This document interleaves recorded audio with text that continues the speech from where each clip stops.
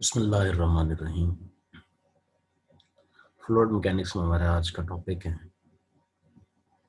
Uniqueness theorems relating to acyclic irrotational motion.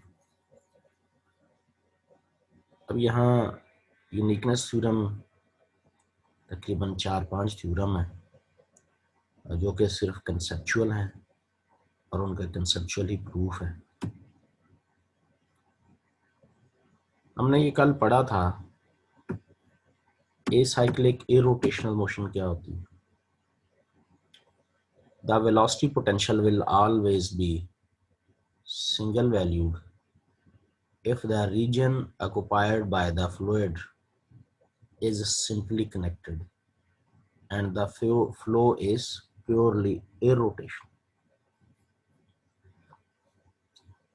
Velocity potential single valued हो, single valued होता है अगर जो फ्लूइड सिंपली कनेक्टेड रीजन में।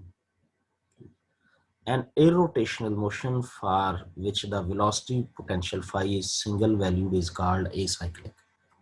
Irrotational motion भी हो और velocity potential सिंगल वैल्यूड भी हो यानी सिंपली कनेक्टेड हो तो वो हमारे पास फिर acyclic irrotational acyclic irrotational motion होती है। पहला थ्योरम देखते हैं। Acyclic irrotational motion is impossible in liquid bounded entirely by fixed rigid boundaries। अगर किसी फ्लूइड को फिक्स्ड रिजिड बाउंड्रीज में बाउंड किया हुआ है तो वहां पर एसाइक्लिक इरोटेशनल मोशन मुमकिन नहीं। कैसे जी? क्योंकि ऐसी सूरत हाल में at each point of rigid boundary जो हमारा वेलोसिटी पोटेंशियल फाई होगा along the normal partial phi over partial n equal 0। Therefore kinetic energy का एक्सप्रेशन ये हमने पढ़ा था, प्रूव किया था चैप्टर 3 में 1/2 वॉल्यूम इंटीग्रल टा रॉ वी स्क्वायर बीटा। फिर उसको सरफेस इंटीग्रल में भी कन्वर्ट किया था। सरफेस इंटीग्रल में कन्वर्ट करके ये एक्सप्रेशन कैसे बनता है जी, ये मुलाहजा कीजिए। इस वक्त आपके सामने kinetic energy for irrotational motion ये हमारा टॉपिक था। इसमें t equal 1/2 volume integral rho v square beta, v square को v डॉट वी लिख के तो हमारे पास इरोटेशनल मोशन हो तो v equal minus del phi. ये चीजें इसमें अप्लाई करने के बाद इसमें वेक्टर एनालिसिस का एक रिजल्ट भी अप्लाई करने के बाद हमारे पास ये चीज आती है वॉल्यूम। ये जो काइनेटिक एनर्जी का एक्सप्रेशन है वो इसके इक्वल आता है 1/2। ये चूंकि रॉ कांस्टेंट बाहर आ जाएगा, सरफेस इंटीग्रल वॉल्यूम इंटीग्रल था, ये आप कर्सर देख रहे हैं जहां पर वॉल्यूम इंटीग्रल, फिर सरफेस इंटीग्रल में हमने चेंज किया रॉ कांस्टेंट बाहर तो phi over partial and ds। यहाँ से ये रिजल्ट हम मुस्तार ले रहे हैं और पार्शियल ओवर पार्शियल एन ये differentiation along the normal outward drawn from the liquid, तो इसको हम अप्लाई कर रहे हैं। यानी वॉल्यूम इंटीग्रल में था काइनेटिक एनर्जी जो कि किस में सरफेस इंटीग्रल में ले गए। इस एक्सप्रेशन को अप्लाई करके हम फिर वहां पर रिजल्ट देखते हैं जी क्या बनता है। ये देखिए हम चैप्टर 7 के उसी स्टेटमेंट में हम वापस आ गए। तो ये किस तरह से वॉल्यूम इंटीग्रल फिर सरफेस इंटीग्रल में बनता है। तो ये हमारे पास partial over partial n along the normal differentiation. अच्छा, ये जो partial phi over partial n है ये देखिए ये हमारे पास 0 है। अगर रिजिड बाउंड्री है, फिक्स्ड रिजिड बाउंड्री, तो partial phi over partial n हमारे पास 0 होगा। इसका मतलब है जब ये 0 हुआ तो इंटेग्रल में ये जीरो हुआ तो ये सारा फिर आंसर हमारे पास जीरो हो जाएगा। जब ये जीरो होगा तो फिर इसका मतलब है एस के जीरो होने पर ये जो एक्सप्रेशन है ये 2 और ये रॉ बाय 2 कांस्टेंट है, ये दूसरी तरफ शिफ्ट हो जाएंगे, खत्म हो जाएंगे, जीरो के साथ मल्टीप्लाई हो जाएंगे। अब volume integral v square d tau equal zero, d tau is arbitrary, therefore इसका मतलब है ये जो हमारे पास इंटेग्रैंड जो है वो वी जीरो है। वी जीरो से यहाँ क्या मुराद होगा कि ये everywhere in the liquid is at rest और velocity v is zero at everywhere. इसका मतलब है वहां मोशन इज इम्पॉसिबल, वहां फ्लूइड मोशन ही पॉसिबल नहीं है। कब? अगर लिक्विड बाउंडेड हो entirely by a fixed boundary पर, इसलिए वहां पर ए साइक्लिक इरोटेशनल मोशन मुमकिन नहीं। अब यहां से एक रिजल्ट क्या अखज किया जा रहा है, a cyclic irrotational motion of a liquid bounded by rigid walls will instantly cease if the boundaries are brought to rest। अगर बाउंड्रीज को रेस्ट पर ले आए तो जो एसाइक्लिक इरोटेशनल मोशन है of a liquid bounded by rigid walls, वो acyclic irrotational motion खत्म हो जाएगी अगर बाउंड्रीज रेस्ट पर है। अगला थ्योरम, ये जो थ्योरम है 4-5 थ्योरम है, इनकी स्टेटमेंट मल्टीपल चॉइस में आएगी या ट्रू और फॉल्स भी बन सकता है। ये कि मिड एग्जाम में भी रिजल्ट आया था, ए cyclic rotational motion is impossible in a liquid which is at rest at infinity and is bounded internally bye fixed rigid walls। Since liquid is at rest at infinity and there is no flow over the internal boundaries, at rest at infinity, अब यानी internal boundaries में भी वो flow नहीं है, तो kinetic energy, इसका मतलब है वही जैसे काइनेटिक एनर्जी जिस जो कि वॉल्यूम इंटीग्रल में थी उसको सरफेस इंटीग्रल में दे चेंज करके वही एक्सप्रेशन बनेगा अगेन। तो फिर प्रूफ भी जिस तरह भी पिछला प्रूफ है आगे बढ़ा उसी तरह से ये प्रूफ भी आगे बढ़ जाएगा, इसलिए उसने कहा proof is therefore the same as the theorem 7.4। और रिजल्ट क्या जी अखज किया जा रहा है, नेक्स्ट रिजल्ट है acyclic rotational motion of a liquid at rest at infinity and bounded internally by rigid walls will instantly cease if the boundaries are brought to rest। अगर boundaries को भी रेस्ट पर लाया जाए तो तब भी ceased irrotational acyclic rotational motion of the fluid वो खत्म हो जाती है। There cannot be two different forms of acyclic rotational motion confined to mass of liquid when the boundaries have the prescribed velocities। Far if possible, हम समझ लेते हैं दो velocity potential, two different motions के लिए, same prescribed velocity at each point of boundary S one. तो पहले के लिए रोटेशनल डेल स्क्वायर फाई, ये लैप्लास इक्वेशन, और partial phi over partial n equal constant for each point of S, और दूसरे वेलोसिटी पोटेंशियल के लिए del square phi equal 0, partial phi over partial 1 equal C at each point of S. अब दो phi का difference भी एक phi होगा, जब आप लैप्लास डेल स्क्वायर अप्लाई करते हैं तो ये फिर क्या बन जाएगा, solution of Laplace equation therefore represent a possible irrotational motion।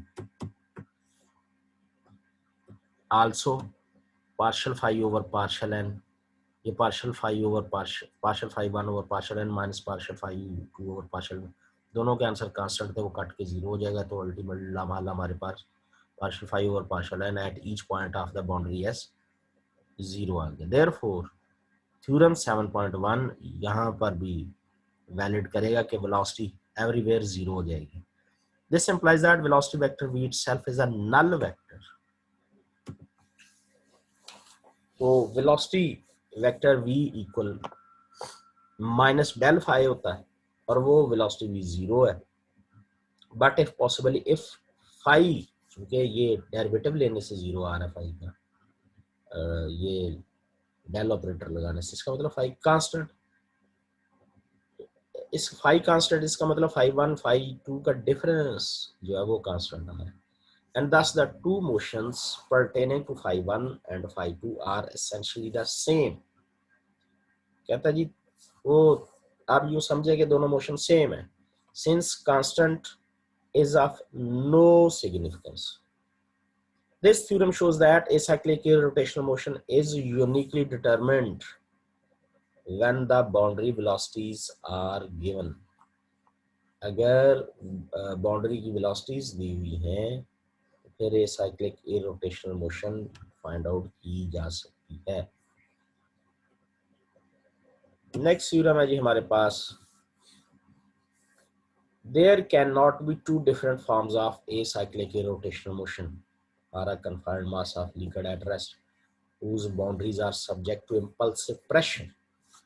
ये आपने क्वेश्चंस जो कमेंट सेक्शन में लिखने, इम्पल्सिव प्रेशर क्या है इसकी डेफिनेशन लिखनी है, और एक आपने उस थ्योरम की स्टेटमेंट लिखनी है जिसमें हम वॉल्यूम इंटीग्रल को सरफेस इंटीग्रल में तब्दील करते हैं, वो आपने उस थ्योरम की स्टेटमेंट लिखनी।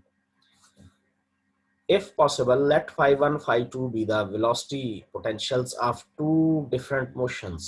दो velocity potential है अगर दो मोशन है, लेकिन हम कहते हैं कि सेम impulsive pressure है।